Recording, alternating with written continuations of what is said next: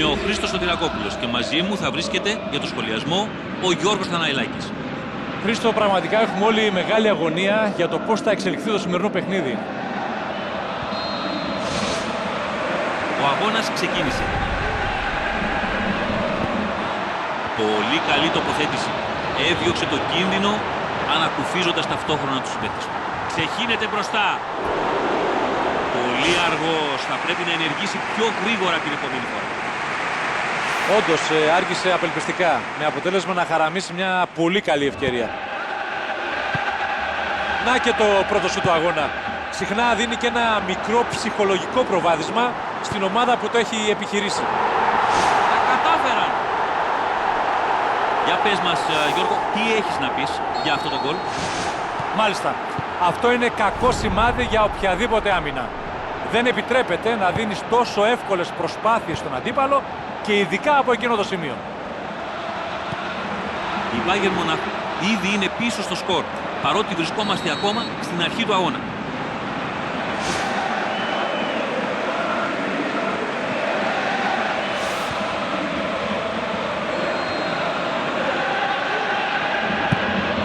Τη σηκώνει για να περάσει την άμυνα.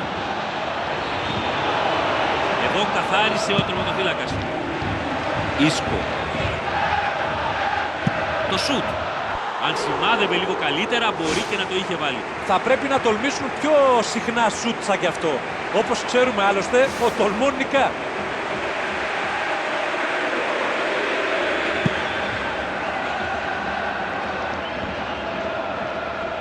Προσπαθεί να τρυπήσει την αντίπαλη άμυνα. Θα εξαπολύσει το σουτ.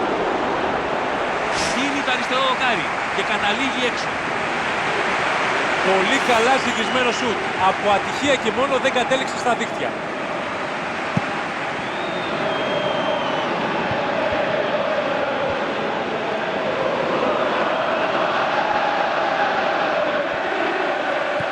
Υπάρχει λοιπόν για την ομάδα ένα γκολ πολύ νωρίς και αυτό αλλάζει σίγουρα τα δεδομένα. Ο Τιάνκο με την μπάλα. Μπεντέκε τώρα. Ευκαιρία για γκολ. Κλέβει την μπάλα. Ματουιντή. Μία μακρινή παλιά μπροστά. Είναι σε πολύ πλεονεκτική θέση.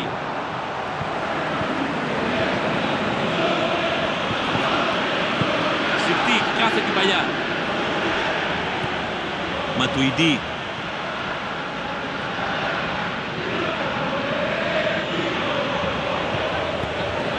Παλιά θέλει να διαπεράσει την αμυντική γραμμή.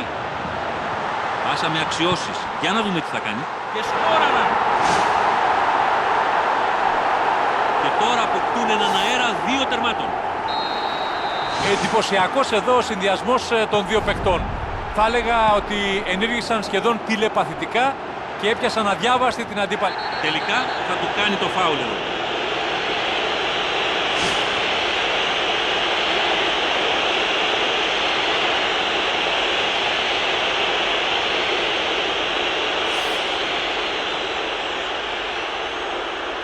Θα προσπαθήσει να εκμεταλλευτεί όντως αυτή την ευκαιρία. Έχει φήμη σε αυτό το θέμα. Οι αντίπαλοι πρέπει με κάποιο τρόπο να τους κρατήσουν μακριά από την περιοχή τους. Κριστιάνο Ρονάλντο